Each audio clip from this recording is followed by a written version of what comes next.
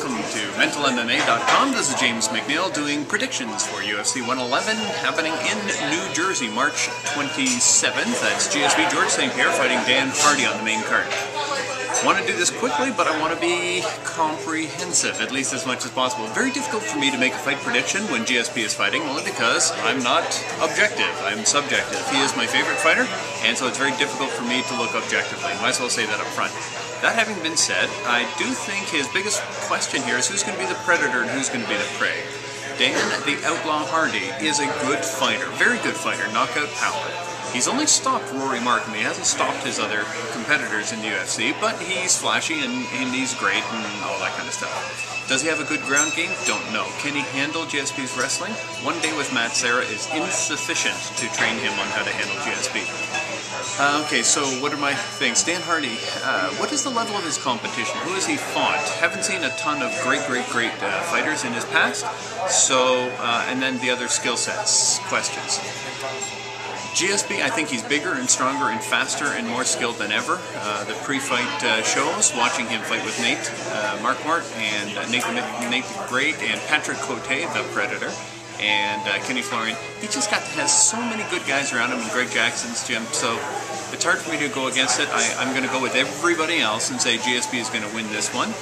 91% of those voting on UFC.com have said GSP is going to win. I hate going with the masses, but on this one, I'm going with the masses because I think the masses are right.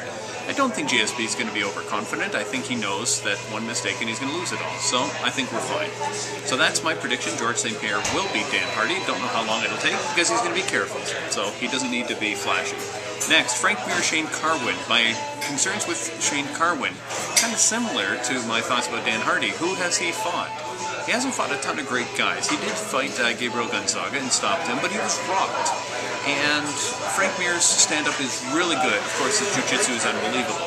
So Shane Carwin, I'm worried about him for a couple of reasons. Yes, he throws giant bricks. He's got the biggest hands in UFC, and he knocks people out. His average fight time is about 1 minute, and he knocked everybody out. So this means something.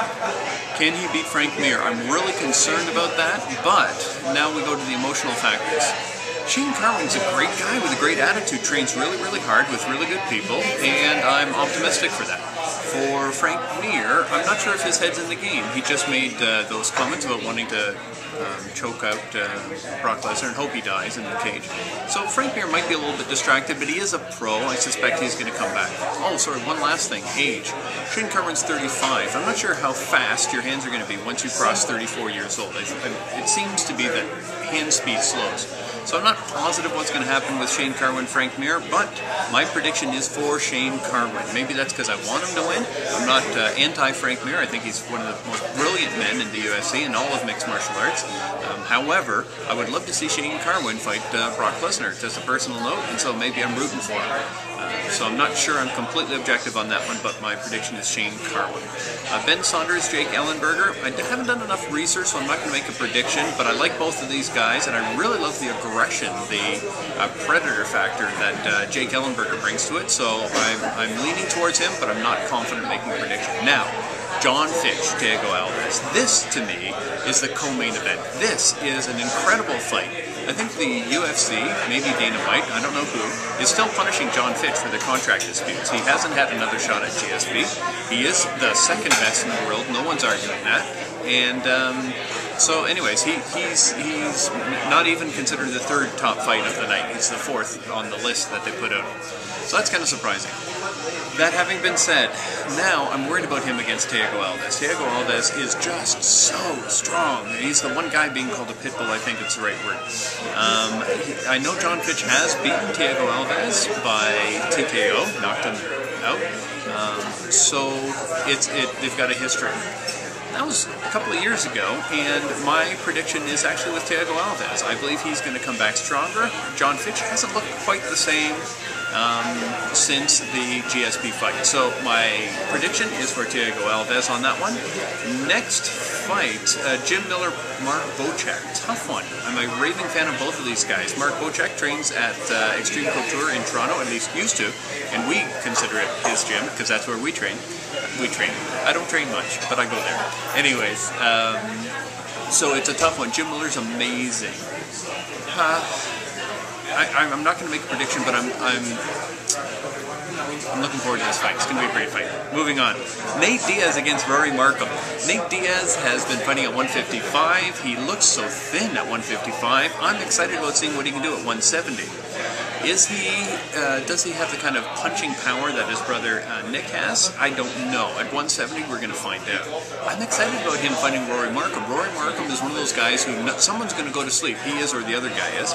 And because Nate Diaz seems to be able to be elusive and difficult to strike, my vote, my prediction is on Nate Diaz to win the fight against Rory Markham at his debut at 170 pounds. So I'm looking forward to that one. Matt Brown is someone I also just want to make mention of. I really like this guy. He seems to have handled his anger issues. I think he would be the first one to admit he had some.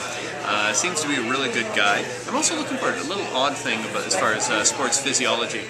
A lot of these guys are trying to figure out how to breathe better. Rory Markham. In the last fight I saw Matt Brown in, I thought he had some kind of a nostril enhancing inserts in his nose. I don't know, watch for that. See if that's something that's going to be a new sports apparatus. Don't know if he's going to be doing that again, but he looked great in his last fight. I expect Matt Brown to come out strong. Don't know how he's going to do against Ricardo Almeida. Don't have enough research, so sorry, I'm not going to make a prediction. Next person I want to talk about, Kurt Pellegrino. Love the guy. Tenacity. Great guy. He hasn't been able to overcome some challenges in the past. Fabrizio Camos, I don't know him, but I'm leaning towards Kurt Pellegrino on that one. The only other fight I'll refer to is Matthew Riddle against Greg Soto. Matt Riddle, this guy looked really, really good in, well, he was a bit of a, anyways. He was in The Ultimate Fighter. There were some things about the guy that I wasn't a raving fan of, but I think he's a great fighter. And when he did fight in the UFC, I saw him turn around some great results. I'm actually really excited to watch this kid develop and grow. I think if his head's together, he's really going to keep going. And so Matthew Riddle, I'll actually make a prediction on this one, even though I don't know Greg Soto. I looked a little bit on his record and so on, and I'm going to go with Matthew Riddle on this one. I'm looking forward to another great fight at 170. 170 is quite the stacked weight class. All right, folks, hope it's going to be a great night. I expect it to be. I was tempted to go to New Jersey, but I'll be watching it here in a sports bar near me.